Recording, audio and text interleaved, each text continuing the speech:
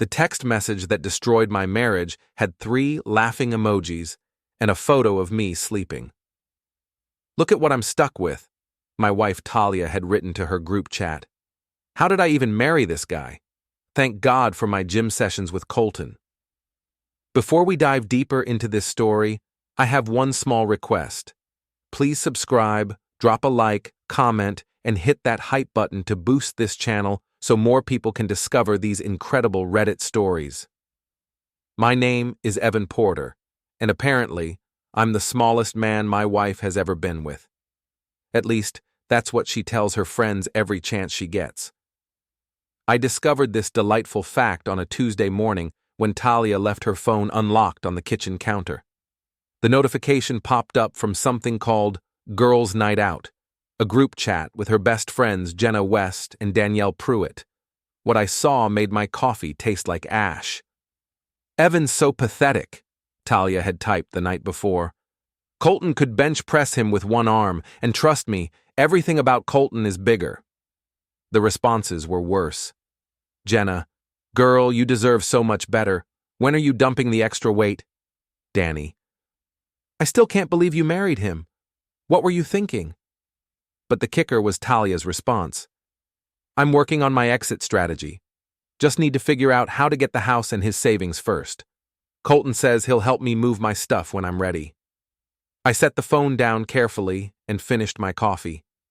38 years old, software architect, homeowner, faithful husband for 6 years.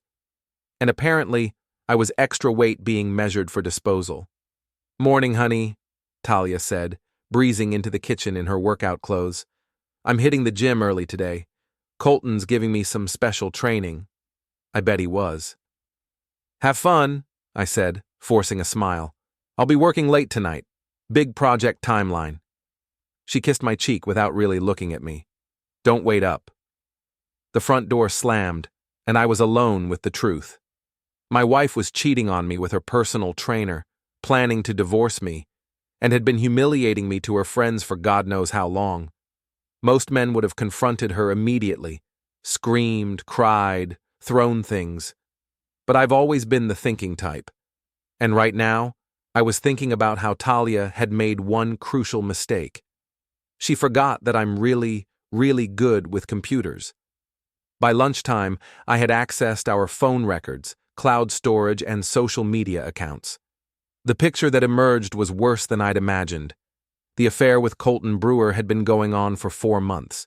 He was 29, all muscles and no brain, working at Elite Fitness downtown. The photos Talia had been sending him would have made a sailor blush. The photos he sent back explained why she thought I was inadequate. But here's what really burned. She'd been sharing intimate details about our marriage with everyone. Our financial situation, my performance in bed, even photos of me sleeping or working around the house. The group chat had dozens of messages mocking everything from my receding hairline to my choice of breakfast cereal. "Evan still thinks we're happy," she'd written last week. "It's actually kind of sad how clueless he is." Jenna had responded with a gif of a clown. I screenshotted everything, every message, every photo, every cruel joke. Then I started digging deeper. Talia worked at Morrison Marketing as a coordinator. She'd been using company resources to plan her affair, booking hotel rooms through the corporate account, charging romantic dinners as client meetings. She'd even taken Colton to the company Christmas party, introducing him as her fitness consultant. More screenshots, more evidence.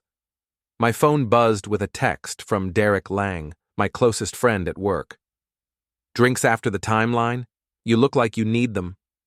Derek was right. I probably did look terrible. But I felt strangely calm, like a surgeon preparing for a complicated operation. "Rain check," I texted back. "Got some research to finish." The research took all afternoon. By 5 p.m., I had a complete picture of Talia's betrayal, Colton's background, and something even more interesting. Vanessa Chen, Colton's actual girlfriend, who had no idea she was sharing her boyfriend with a married woman.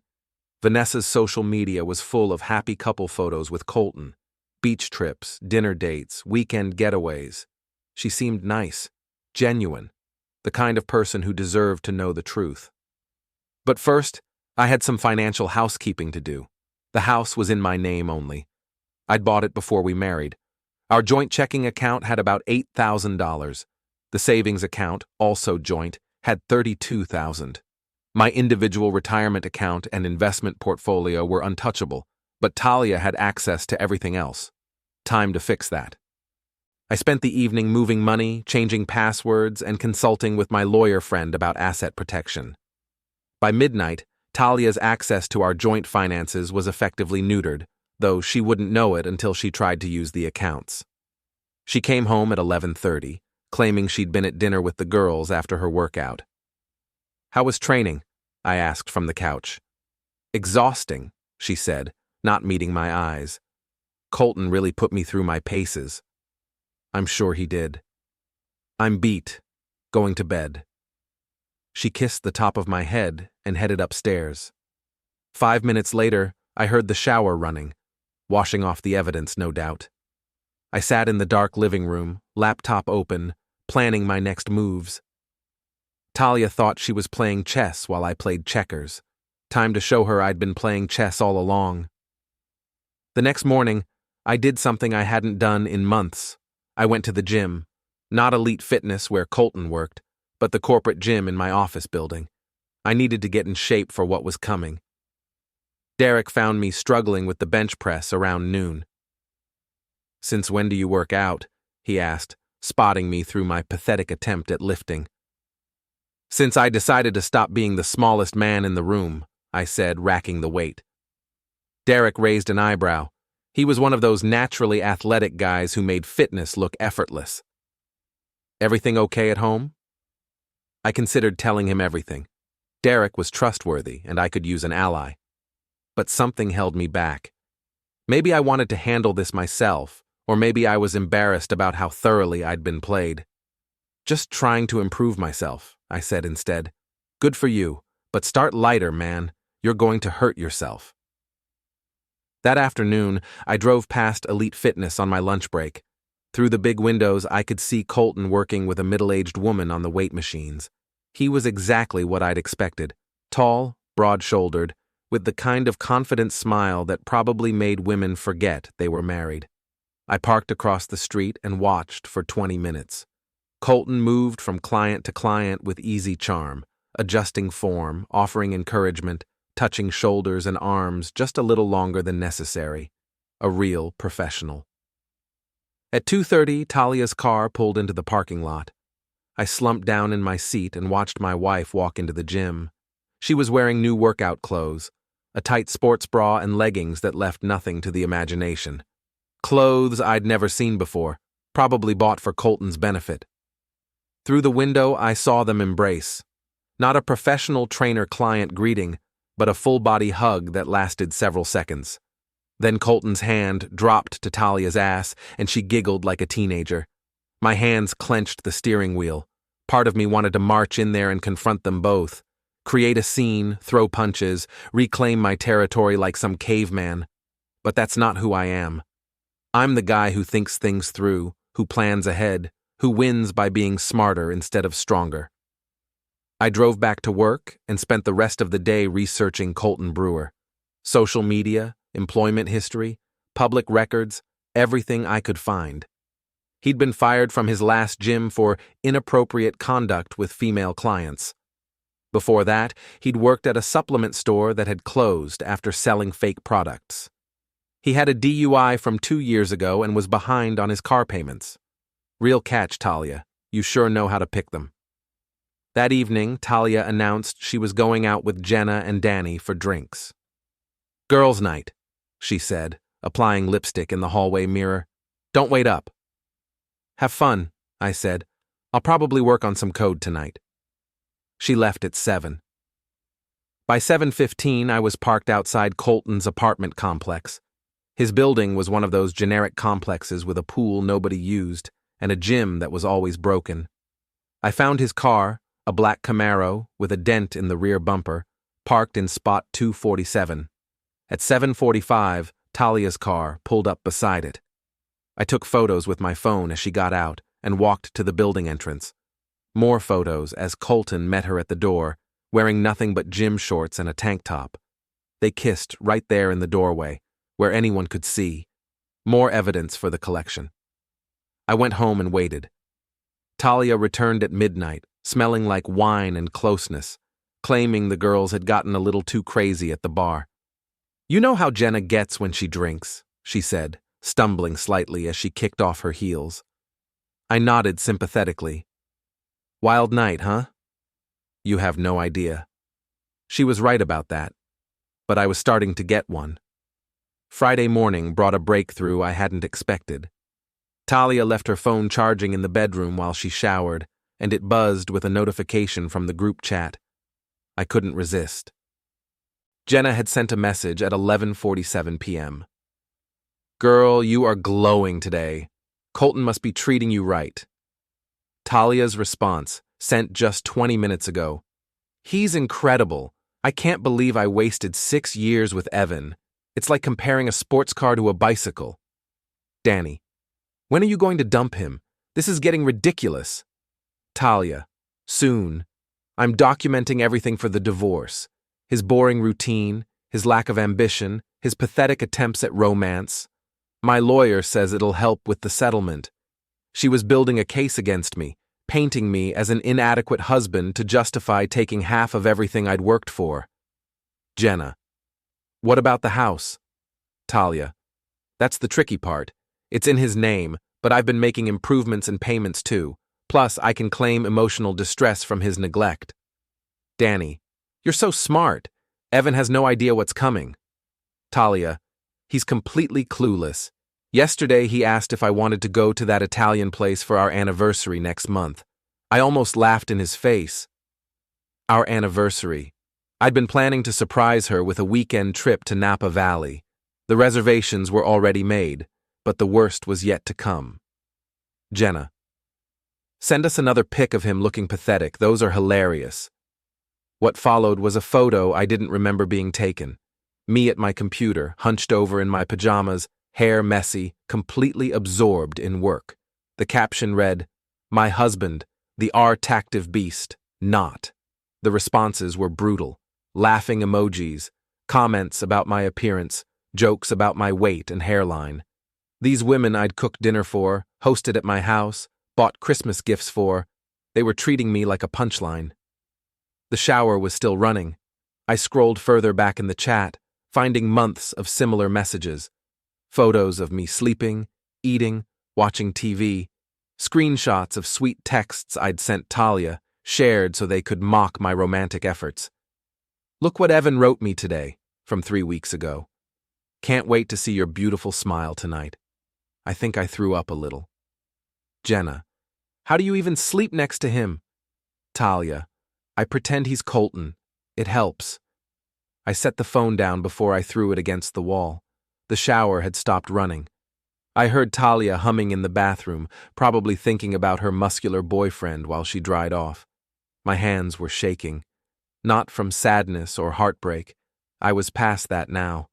This was pure rage, cold and focused, and ready to be weaponized.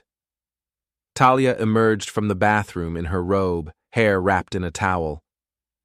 "Morning, honey," she said, checking her phone. "I'm meeting Jenna for lunch today. Some wedding planning thing for her cousin." Another lie. I'd seen Jenna's social media. She was spending the day at a spa with her sister. "Sounds fun," I said. "I might grab lunch with Derek." I did meet Derek for lunch, at a sports bar downtown where the music was loud enough to cover our conversation. "You look terrible," he said after we ordered. "And I mean that in the most supportive way possible." "Thanks, really." "Seriously, what's going on? You've been weird all week." I took a long drink of beer and made a decision. "Talia's cheating on me." Derek nearly choked on his sandwich. "What?" "Her personal trainer, guy named Colton. It's been going on for months." "Jesus, Evan. I'm sorry, man. How did you find out?" I told him about the group chat, the photos, the humiliation. Derek's expression grew darker with each detail. "That's messed up," he said finally. "What are you going to do?" I'm working on it. Need help? I know some guys who could have a conversation with this Colton character. I appreciated the offer, but physical intimidation wasn't my style. Thanks, but I've got a better plan. Which is? You'll see. Derek studied my face. You're scaring me a little, you know that? Good, I said. Maybe it's time people stopped thinking of me as harmless. Saturday morning, I put phase 1 into motion. While Talia was at her yoga class, actually another session with Colton, I drove to Elite Fitness and signed up for a membership. The desk clerk, a perky blonde named Madison, was happy to give me the tour. Are you looking for personal training? She asked as we walked past the weight room. Maybe eventually. I'm just getting back into fitness after a long break. Well, we have several great trainers. There's Colton. He's really popular with the ladies. I bet he was. What makes him so popular? Madison giggled. He's just really motivating. Very hands-on with his clients, if you know what I mean. I knew exactly what she meant. I spent an hour working out, timing it so I'd be there when Talia arrived for her appointment. At 2 p.m. sharp, her car pulled into the parking lot. I was on the treadmill facing the window when she walked in. She didn't see me. I was wearing a baseball cap and sunglasses, just another anonymous gym member. But I had a perfect view as she greeted Colton with a kiss that was definitely not professional. They moved to the free weight area where Colton began training her. His hands were all over her body, supposedly adjusting her form, but I could see the way she leaned into his touch, the way he whispered in her ear between sets, the way other gym members glanced over with knowing looks. My wife was making a spectacle of herself, and everyone knew it. After 20 minutes, I'd seen enough. I finished my workout and headed for the locker room, making sure to walk past them on the way. Excuse me, I said to Colton, removing my sunglasses. Could you help me with my form on the bench press? He looked up from where he was standing behind Talia, hands on her hips as she did squats. Recognition flickered in his eyes, followed quickly by panic. Talia turned around. Her face went white. Evan? She stammered. What are you doing here? Working out, I said calmly. I decided to get in shape. You're always talking about how important fitness is. Colton had recovered his composure. He stepped forward with a cocky smile, extending his hand. You must be Evan. I'm Colton, Talia's trainer. She talks about you all the time. I shook his hand, squeezing just hard enough to make a point. All good things, I hope. Of course, man. She's always saying how supportive you are of her fitness journey. The lies came so easily to him. I almost admired the skill. That's me, I said, supportive to a fault. So about that bench press help? Colton glanced at Talia, who was still frozen in place. Actually, I'm in the middle of a session right now. Maybe later? No problem. I'll just ask someone else. I walked away, leaving them to figure out how to explain my presence. Through the mirror, I watched them have a quick, heated conversation before Colton led Talia to a more secluded area of the gym. But the damage was done. I'd rattled them, made them realize their secret wasn't as safe as they thought. Phase 1 complete. That evening, Talia was unusually quiet during dinner. She kept glancing at me like she was trying to solve a puzzle. So, she said finally, how long have you been thinking about joining a gym? A while now, I said, cutting my chicken. I figured it was time to stop being the smallest man in the room. She flinched at the phrase, one I'd lifted directly from her group chat messages. You're not small, honey. You're perfect just the way you are. The lies were getting easier for her too. Thanks, babe. Hey, do you think I should get a personal trainer? That Colton guy seemed pretty knowledgeable. Talia's fork clattered against her plate. Oh, you don't need a trainer. They're really expensive, and you're doing fine on your own. Maybe you're right, although he did seem very hands-on with his clients. Did he? Her voice was strained. Very professional, though. I'm sure he maintains appropriate boundaries with everyone. Talia excused herself early, claiming a headache. I heard her on the phone upstairs, probably warning Colton about our conversation. Let them worry. It was just the beginning. Sunday morning brought an unexpected opportunity. I was having coffee on the back deck when I heard raised voices from the yard next door. My neighbor, Janet Morrison, was arguing with someone on her phone. Janet was in her 60s, a retired teacher who knew everything that happened in our neighborhood. I don't care what she says, Janet was saying loudly. That woman is carrying on with some young man, and it's disgraceful. Poor Evan has no idea. My coffee cup paused halfway to my lips. Of course I'm sure, Janet continued. I've seen them together 3 times now. Yesterday he was here until almost midnight. His car was parked right in front of my house. Colton had been here? At my house? I set down my coffee and walked to the fence. Morning, Janet. She looked up, embarrassed. Oh, Evan. Good morning. Everything okay? You sounded upset. Janet hesitated, clearly torn between discretion and her natural tendency to share gossip. Gossip 1. I was just talking to my sister about some concerning behavior I've witnessed in the neighborhood. Concerning how? She glanced toward my house, then back to me. Evan, dear, I don't know how to say this delicately. Just say it, Janet. We're neighbors. We should look out for each other. I've seen a young man visiting your house when you're not home, several times now, and yesterday I saw him and Talia. Well, they were very affectionate on your front porch. The rage was back, hot and immediate. Colton had been in my house, in my bed probably, using my shower, eating my food, laughing about what a fool I was. Thank you for telling me, I said quietly. I'm so sorry, dear. I debated whether to say anything, but if it were my husband, you did the right thing. Can I ask you a favor? Of course. If you see him here again, could you take a photo? Just in case I need evidence for legal purposes. Janet's eyes lit up with the thrill of being part of a drama. Absolutely. I have one of those new phones with the good camera. I'd appreciate that more than you know. I spent the rest of Sunday planning Phase 2. By evening, I had a clear strategy and a timeline. More importantly, I had something I'd been lacking: righteous anger.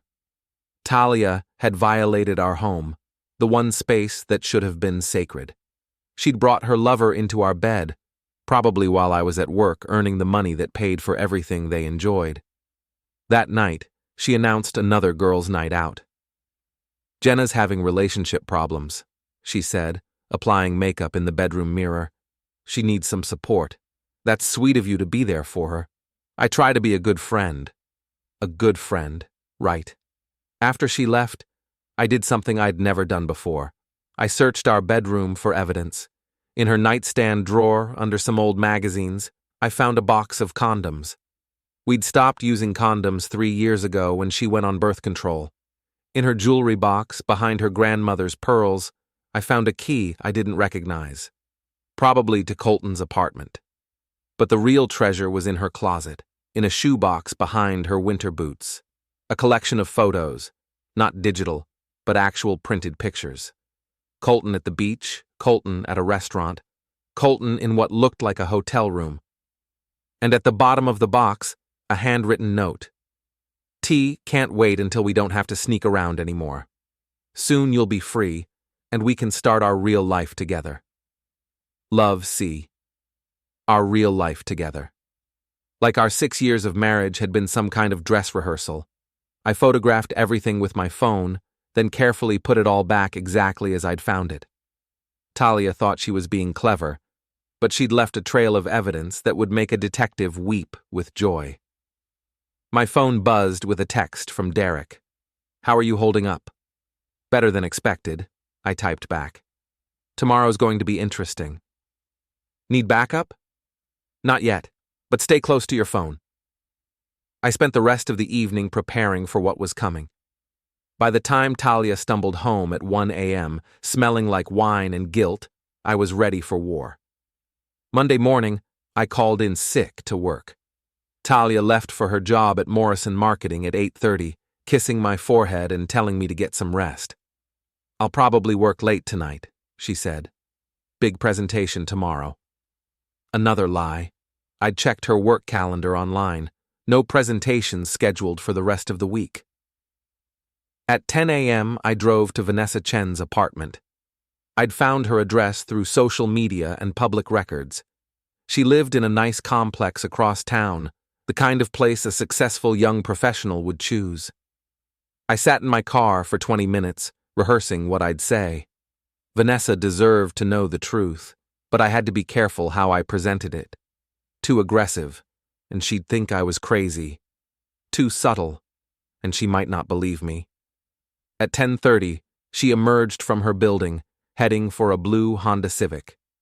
She was prettier than her photos suggested, Asian American, probably late 20s, with the kind of natural confidence that comes from being comfortable in your own skin. "Excuse me," I called out, getting out of my car. "Are you Vanessa?" She stopped, keys in hand, looking wary. "Do I know you?" "No, but we have something in common. My name is Evan Porter. I think you're dating my wife's personal trainer." Her expression shifted from wariness to confusion. "I'm sorry, what?" "Colton Brewer. He's been training my wife Talia for the past 4 months. Except it's not just training." Understanding dawned in her eyes, followed quickly by anger. "Are you telling me Colton's cheating on me?" "I'm telling you he's cheating on both of us." I pulled out my phone and showed her the photos I'd taken at his apartment. Vanessa's face went through a range of emotions as she scrolled through them. "That bastard," she whispered. "That lying, cheating bastard. I'm sorry to be the one to tell you." "No, I'm glad you did." She looked up from the phone, eyes blazing. "How long have you known?" "About a week. I've been gathering evidence." "Evidence for what?" "Divorce proceedings, and maybe some public embarrassment." Vanessa smiled, and it wasn't a nice smile. "What did you have in mind?" We talked for 30 minutes, sharing information and coordinating our response. Vanessa, it turned out, was a marketing executive with a talent for social media and a vindictive streak that matched my own. "I've been planning a surprise party for Colton's birthday next week," she said. "Invited all his friends from the gym, his co-workers, even his mother. Maybe we should make it extra special." "What are you thinking?" "A slideshow. You know, highlighting his relationship achievements." I grinned. "I like the way you think." We exchanged numbers and agreed to stay in touch. As I drove away, I felt something I hadn't experienced in months. Hope. Not for my marriage, which was clearly over, but for justice. That afternoon, I implemented Phase 3. I drove to Morrison Marketing and asked to speak with Talia's supervisor, a stern woman named Patricia Webb. "I'm Talia Porter's husband," I explained to the receptionist. "I need to discuss some concerns about company policy violations." 20 minutes later, I was sitting across from Patricia in her office, laying out the evidence of Talia's misuse of company resources, the hotel bookings, the restaurant charges, the personal use of company time and equipment. Patricia's expression grew colder with each document I showed her. "These are serious allegations, Mr. Porter." "I'm not making allegations. I'm presenting facts." She studied the printouts I'd prepared. "Why are you bringing this to me instead of discussing it with your wife?" "Because my wife has made it clear that she considers our marriage a joke. I thought her employer should know that she considers her job the same way." Patricia nodded slowly. "I'll need to investigate this, of course." "Of course. I'm sure you'll find everything in order." I left Morrison Marketing feeling lighter than I had in days. By the time Talia got home that evening, the wheels were already in motion. "How are you feeling?" she asked, finding me on the couch with my laptop. "Much better. Productive day, actually." "Good. I brought you some soup from that place you like." A guilt offering. How thoughtful. "Thanks, babe. How was work?" "Busy, Patricia wants to meet with me tomorrow about some project details. I bet she did. That night, Talia was unusually affectionate, cuddling up to me on the couch during a movie, probably feeling guilty about her afternoon with Colton, trying to ease her conscience with some token attention. "I love you," she whispered as we headed to bed. "I love you too," I replied automatically. The words felt like ash in my mouth, but I needed to maintain the facade a little longer. Everything was coming together, and I couldn't risk her getting suspicious now. Tomorrow would bring the first real consequences of her choices. I could hardly wait. Tuesday morning brought the call I'd been expecting. Talia's phone rang at 7:45 a.m., just as she was getting ready for work. "Hello, Patricia," she answered, her voice bright and professional. "Good morning." I watched from the bathroom mirror as her expression changed, confidence melting into confusion, then panic. "I'm sorry, what meeting?" she said. "I don't have anything on my calendar until—" Oh, I see. "Yes, of course, I'll be right there." She hung up and stood frozen for a moment, staring at her phone. "Everything okay?" I asked, pretending to focus on shaving. "Fine. Just some early morning crisis at work." But her hands were shaking as she gathered her things, and she left without her usual goodbye kiss. At 9:30 a.m., my phone buzzed with a text from an unknown number. "It's Vanessa. Operation Birthday Boy is a go. Saturday night, 7 p.m. You in?" "Wouldn't miss it," I typed back. At 11:15, Talia called me at work. "Evan?" Her voice was strained. "Can you talk?" "Sure, what's up?" "I'm in some trouble at work. Patricia thinks I've been misusing company resources, but it's all a misunderstanding. They want to see receipts and documentation for some business expenses." "That's weird. What kind of expenses?" "Just some client dinners and travel bookings. I can explain everything, but I might need you to back me up on a few things." Ah, there it was. She wanted me to lie for her, to help cover up her affair-related expenses. "What kind of things?" "Well, some of the dinners. I might have said you were there when you weren't, for tax purposes." "Talia, that's fraud." "It's not fraud, it's just creative accounting. Everyone does it. I can't lie to your employer. Please, Evan. I could lose my job over this." The desperation in her voice was almost satisfying. Almost. "Let me think about it," I said. "We'll talk tonight." "Thank you. I love you so much." Sure she did. I spent the rest of the day fielding updates from my network of allies. Janet texted me a photo of Colton's car in our driveway, time-stamped at 2:30 p.m. Vanessa sent me screenshots of text messages she'd found on Colton's phone, including several explicit photos from Talia. But the best news came from Derek, who'd done some investigating of his own. "Your boy Colton has some interesting friends," he said when he called. "I know a guy who works at Elite Fitness. Apparently Colton's been bragging about his married client, showing off photos, talking about how he's going to help her divorce her loser husband and take him for everything." "He's been showing photos?" "Naked photos, Evan. Of your wife." The rage was back, white-hot and pure. It was bad enough that Talia had betrayed me, but she'd also humiliated me in front of strangers, let herself be reduced to locker room bragging material. "There's more," Derek continued. "He's been telling people he's going to move in with her once the divorce is final. Apparently he's already given notice on his apartment. So they had it all planned out. My house, my money, my life, all transferred to the gym rat with the wandering hands and the big mouth." "Thanks for the intel," I said. "What are you going to do?" "Saturday night you'll find out. Clear your schedule." That evening, Talia came home looking defeated. Her usual post-work confidence was gone, replaced by the slumped shoulders of someone who'd had a very bad day. "How did the meeting go?" I asked. "Terrible. They're launching a full investigation. I might be suspended pending the outcome." "I'm sorry to hear that." "Are you?" "Because I get the feeling you're not entirely surprised by this." I looked up from my laptop. What's that supposed to mean? Nothing. I'm just stressed and paranoid. She should be paranoid, but not nearly paranoid enough. About those receipts, I said. I've been thinking, and I can't lie for you, Talia. It's not right. Her face crumpled. Please, I'm begging you. Maybe you should tell them the truth. Explain what really happened. I can't do that. Why not? She stared at me for a long moment, and I could see her trying to decide how much to reveal. Because the truth would hurt people I care about. What people? Just people. People like Colton, she meant. She was willing to risk her job, her reputation, and our marriage to protect her boyfriend.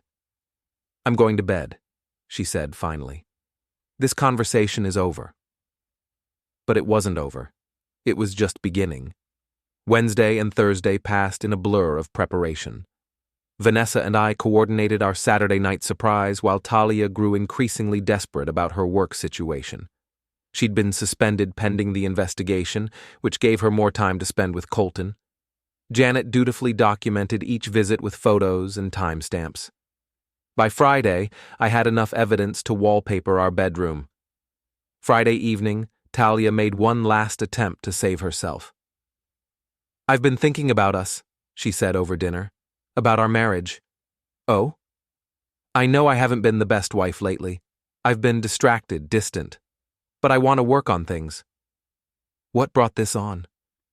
Almost losing my job made me realize what's really important. You're the most stable, reliable thing in my life, Evan. I don't want to lose that. Stable. Reliable.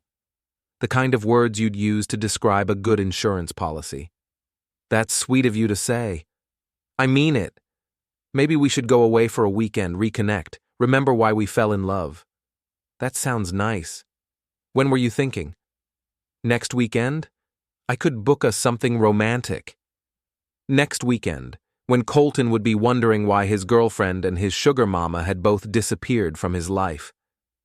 Let me check my calendar, I said. Please, Evan. I really want to make this work. She reached across the table and took my hand. Her touch felt cold, foreign. Once that hand had meant comfort and love. Now it just reminded me of where it had been, what it had been doing. We'll see, I said.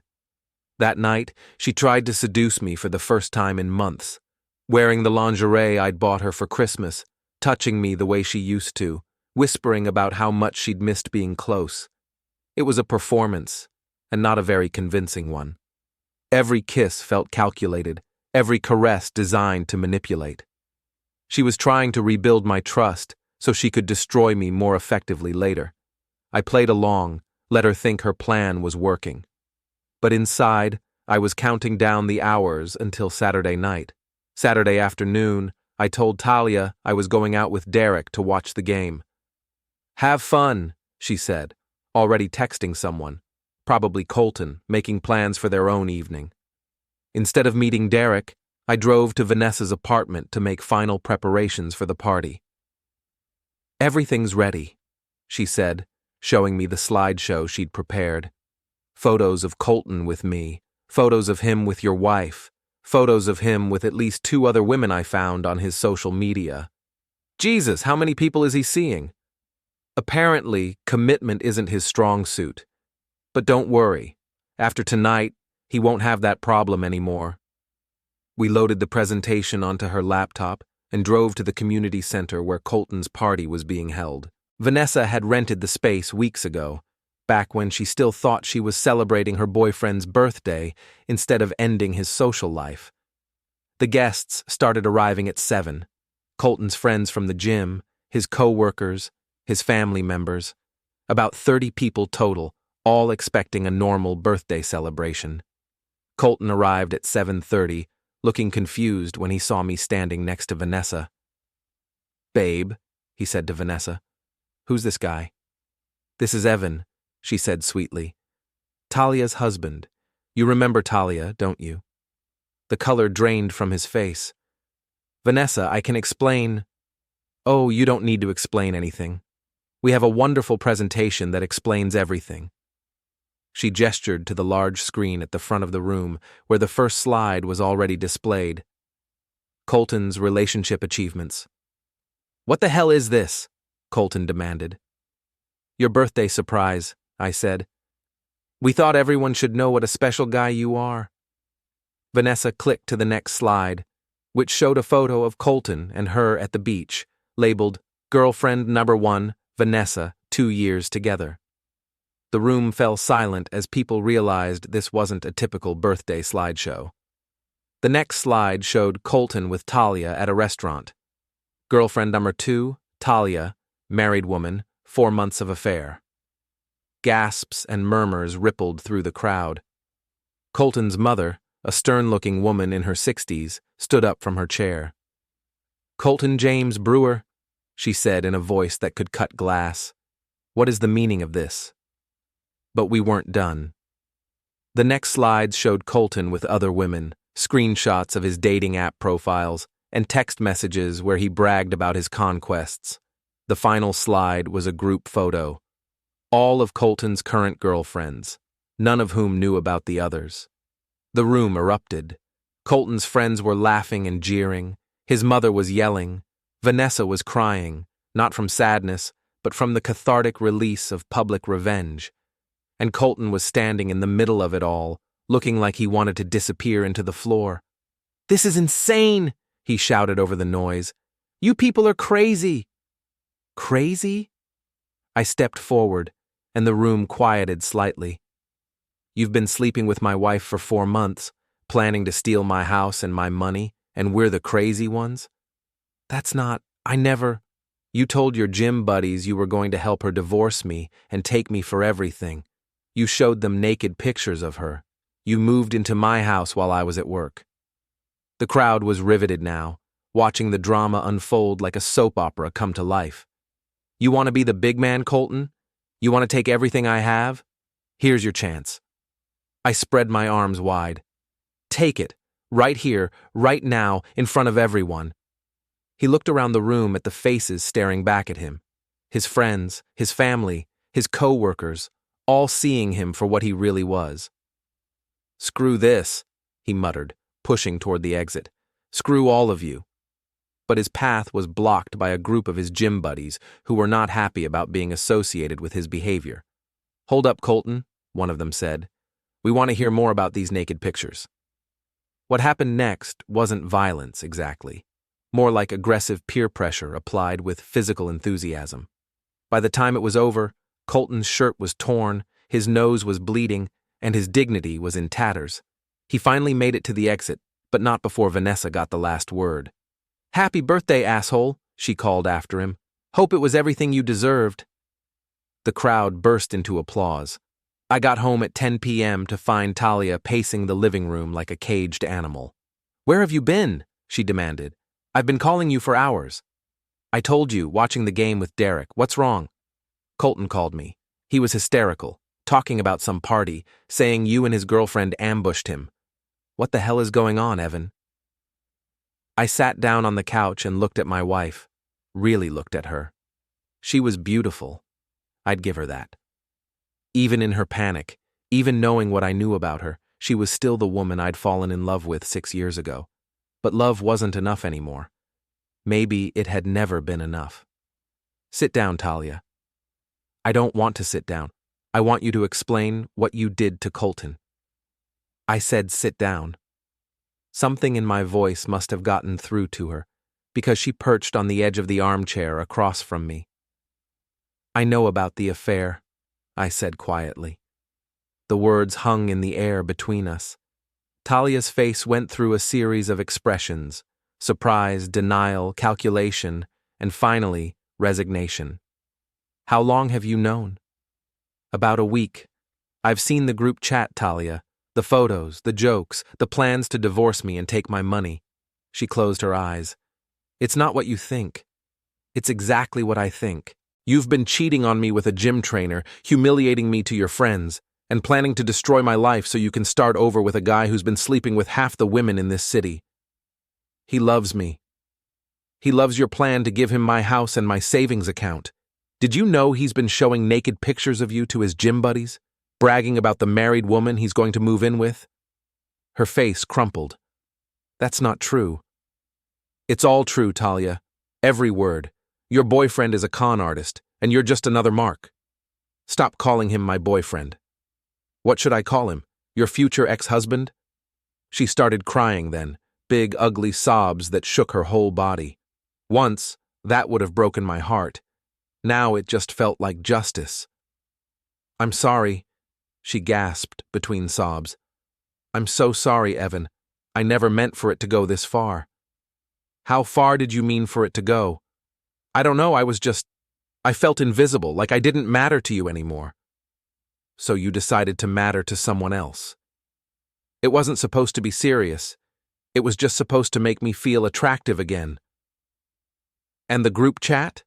Making fun of me to your friends? That was just to feel attractive? She didn't answer. And the plan to divorce me and take half my assets? Also just about feeling attractive? Still nothing. Here's what's going to happen, I continued. Tomorrow morning you're going to pack your things and move out. You can stay with Jenna or your parents, I don't care which. Evan, please. I'm filing for divorce on Monday. You can contest it if you want, but I have enough evidence of your adultery to make things very unpleasant for you in court. The house is in my name only. You have no claim to it. I helped pay the mortgage with money from our joint account, which was funded entirely by my salary. Good luck proving otherwise. She was quiet for a long moment, processing the reality of her situation. What about my job? She asked finally. What about it? Did you report me to Patricia?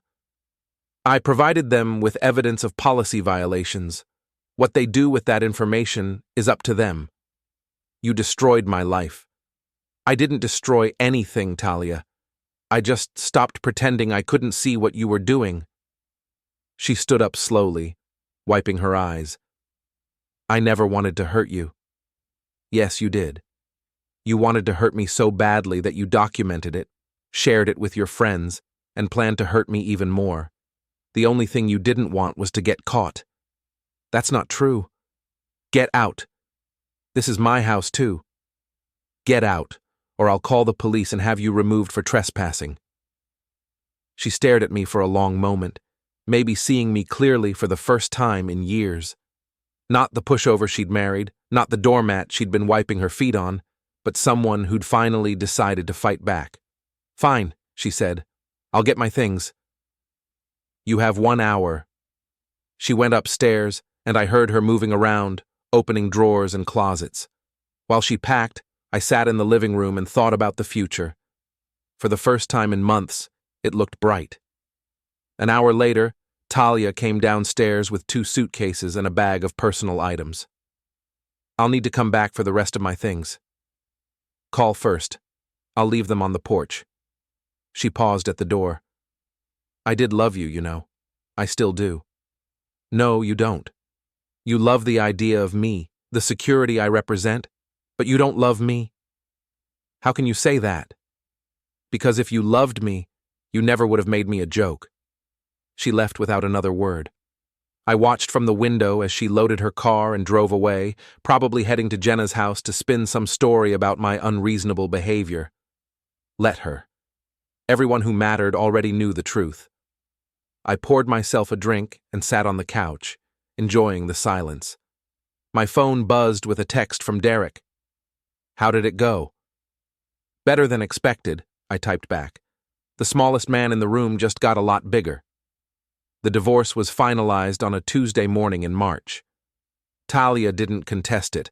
Her lawyer had advised her that adultery cases rarely went well for the cheating spouse, especially when there was photographic evidence. She lost her job at Morrison Marketing, of course. Embezzlement and misuse of company resources tend to be career-ending offenses. Last I heard, she was working at a retail store in the mall, trying to rebuild her life one minimum wage paycheck at a time. Colton disappeared from the city entirely after his birthday party debacle.